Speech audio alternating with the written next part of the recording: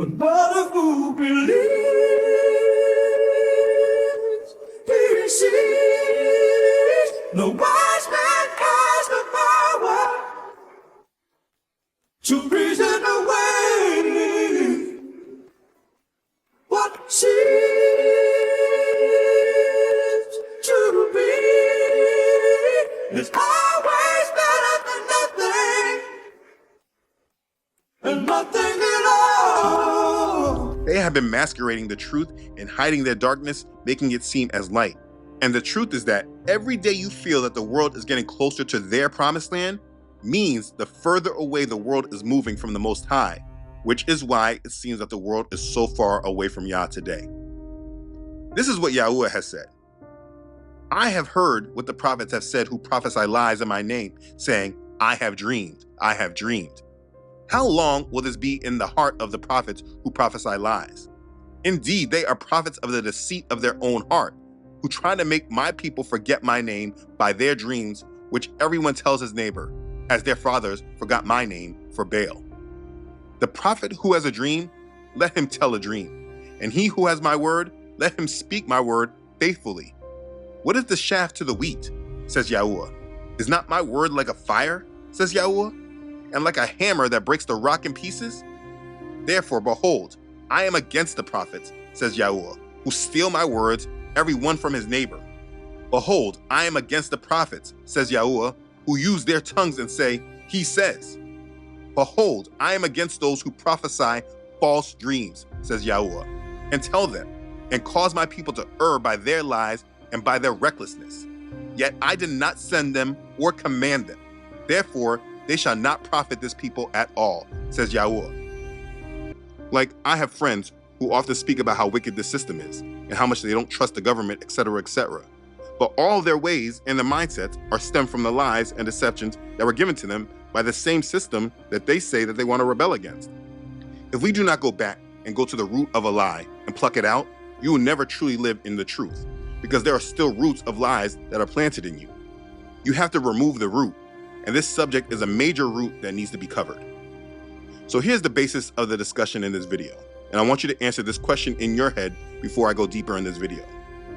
Was the dream that Martin Luther King Jr. had given to him by YAHUAH or by Satan? I started with this question because I don't believe that many people ever give it much thought or even consider the importance of the answer. But if it was given by Satan, then it's possible that by following and believing in this dream, we could be attaching ourselves to a satanic agenda that we were completely unaware of. He dreamed of an America where all citizens would sit together at the table of brotherhood, where little white boys and girls and little black boys and girls would hold hands across the color line. I think of the march which Martin Luther King led from Selma to Montgomery 50 years ago. They all use it. And The same you feel when you hear the words, I have a dream. even Donald Trump invoked King in his inauguration speech. Michael's dream of equality and justice had nothing to do with biblical teachings and biblical truth, but they had everything to do with the acceptance and equality of all, regardless of race, sexual orientation, and most of all, religion. It is a general acceptance because the promotion is that we are all God's children, so we should all accept each other.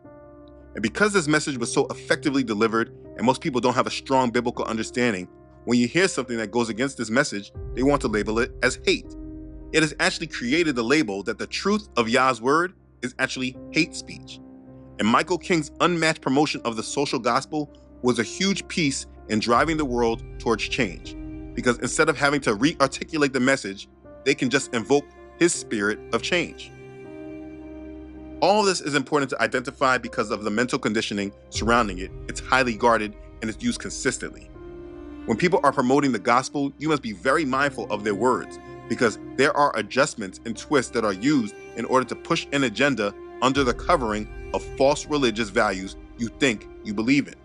Michael King was a member of Sigma Pi Phi. He was a Boule member. His family had strong Masonic ties. King's father, Martin Luther King Sr., was a Freemason, and so was his grandfather, Reverend A.D. Williams. Many of King's closest associates, Andy Young, Julian Bond, Hosea Williams, and John Lewis, were all Prince Hall Freemasons. According to Christopher Hodap, the author of Freemasons for Dummies, X.L. Neal, the Grand Master of the MWP HGLG, which actually stands for the Most Worshipful Prince Hall Grand Lodge of Georgia. According to Neal, he had planned to initiate Martin Luther King into Prince Hall Freemasonry when he returned from Memphis in April 1968. I explained how the system works in our minds, telling us who our heroes are and who our enemies are. We believe the heroes that they have placed in our face, and they made us believe their cause. He wrote about black people by repeatedly using a racial slur and believed Indians were infinitely superior to black people. He also wrote that white people were the predominating race.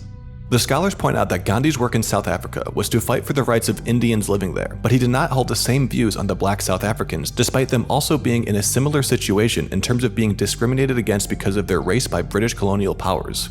Gandhi, they state, appeared to be unmoved by the struggles of black people in South Africa. Gandhi believed that governmental power should remain in the hands of white people in the region. He also wanted racial segregation between Indians and black Africans, and some South Africans think that Gandhi actively worked with the British government to promote racial segregation. She was such a highly regarded figure in the Catholic Church that only 2 years after her death was it proposed that she be canonized, meaning that the Catholic Church would officially recognize her as a saint.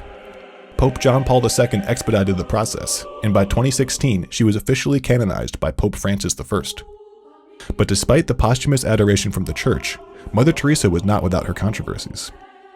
According to an academic Canadian study, Mother Teresa had a rather dubious way of caring for the sick, questionable political contacts, and suspicious management of enormous sums of money she received. In addition, there are allegedly multiple accounts that she would baptize the dying without their consent. Some of the earlier, more well-known criticism of Mother Teresa came from a 1994 documentary titled Hell's Angel. The documentary, which received significant funding from Arup Chatterjee, a former worker of one of Mother Teresa's homes, included criticism of the sanitation of her missionaries, which Chatterjee compared to a Nazi concentration camp. According to a volunteer from one of Teresa's hospices, Mother Teresa ignored many common sanitation protocols, including not boiling water and sterilizing it, and using needles repeatedly, rather than sanitarily disposing of them. When asked why they wouldn't at least sterilize the water used to wash the needles, she reportedly responded with, "There's no point." But most people will not understand this point unless you understand the real world that we live in. So if your mind is not fully aware that you live in a world of lies and deception, this video may not be for you yet. But the black church that was built during this time was not an institution that was built under the power of YAHUAH. This is because of how they were taught and controlled under the times of slavery. The black church was more of an organization for the former black slaves. It was the only thing they had control over in the country, so it was their source of strength. It was not built from Yah's power.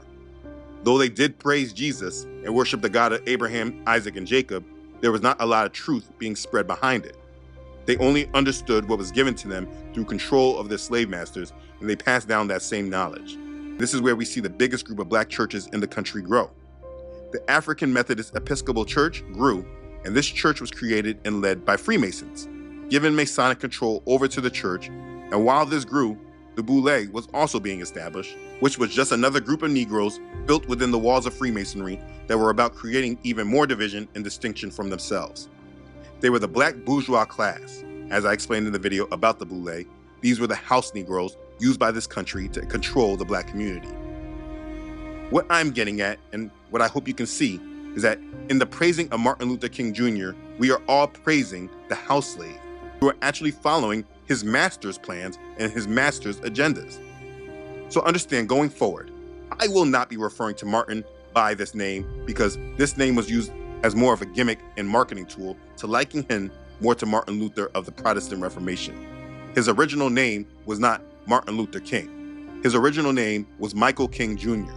His daddy changed their names to bring about more effect. It is said to his dying day, many of his closest relatives still called Martin Mike. That was his name. This is a free country. You should respect his wishes and call the man Muhammad Ali. His mama named Clay. I'ma call him Clay.